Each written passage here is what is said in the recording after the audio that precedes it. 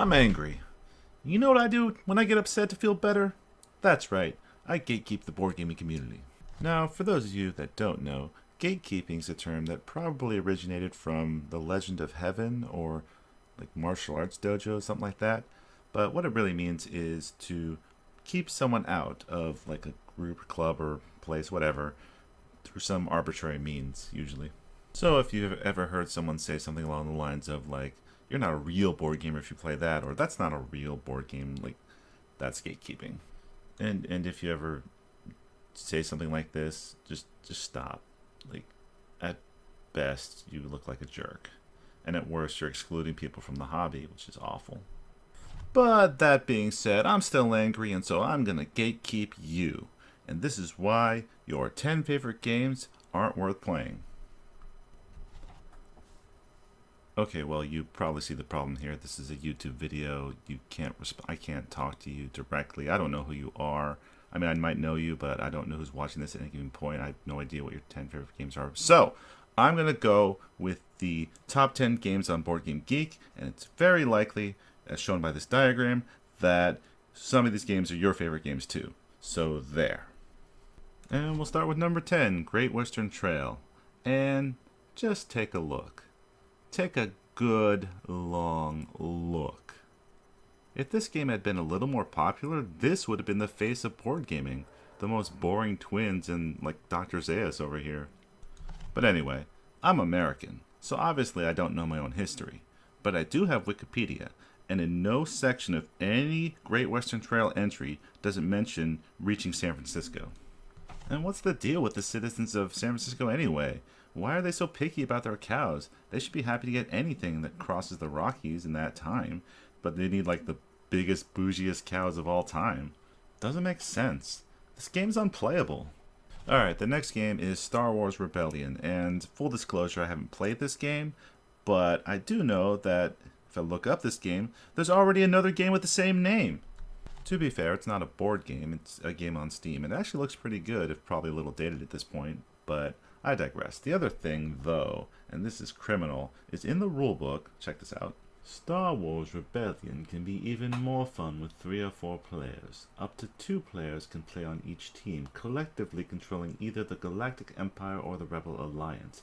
Each player has certain responsibilities and controls half of his faction's leaders. Okay, I stumbled a bit on that last sentence, just ignore that. But anyway, who can resist the fun of taking something for 1 and making it for 2? It's like if I were to play chess and I'd be like, hey, you take the pawns, I'll take all the pieces. Even more fun! This game is simply unplayable. Alright, what's next? Looks like Through the Ages. Man, I love this game, but I never understood Civilization games where you win by culture. It's like, I have overtaken you with blue jeans and rock musics. I think that's the Civ 6 reference. Either way. But this game in particular, I don't understand the armies and just the idea of, hey, we've got this army, but you know what would make it twice as powerful if you sacrifice yourself. Doesn't really make any sense. I know they fixed this in the new version, but there is a leader that lets you do that anyway, so it still applies. And yeah, unplayable. Alright, and the next game is Gaia Project, and man, this is one of my favorite games. I love it. It's got so much intrigue. There's so many decisions you can make. There's no luck other than the starting setup, essentially. So why would you name the game after the most boring part of it? The Gaia Project doesn't make any sense. It's just like, oh, if you have this tech, you're going to make this planet into a lush green planet. All it takes is 5 powers. You're going to do it, or 6 power, whatever. So you're going to do it anyway. And it doesn't. None of these races have that as their home planet, so how can everyone live there? Scientifically, it doesn't make any sense, and that's why the game is unplayable. Alright, next up is Gloomhaven, Jaws of the Lion, and full disclosure, this game really helped me out for the last entry on the list, which is the #1 game on Board Game Geek, and so I can't really hate on it. Unplayable. Next? Okay, next is Terraforming Mars. And honestly, I can't really hate on the game. I like the theme. And the one thing is really the art, but I kind of already bagged on Great Western Trail, so yeah.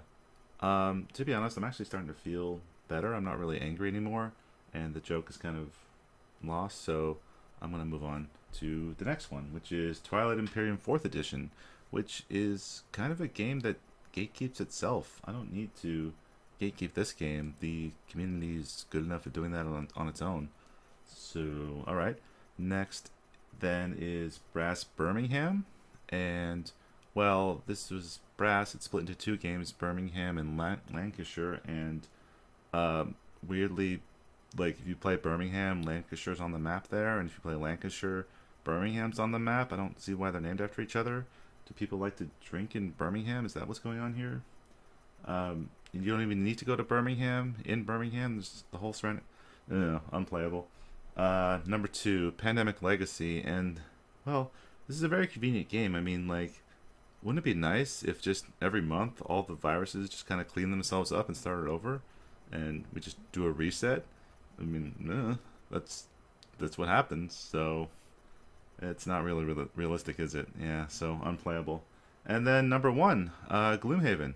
Well, if you just look at Jaws of the Lion, they kind of fixed everything that's wrong with it. Not everything, but a lot of it. So just look at the differences. That's what's wrong with Gloomhaven, and it's unplayable. Okay, well, that was fun. And now that you've been successfully gatekept, I feel a lot better. And yeah, that's my video. As always, I'm David C., and thanks for playing along.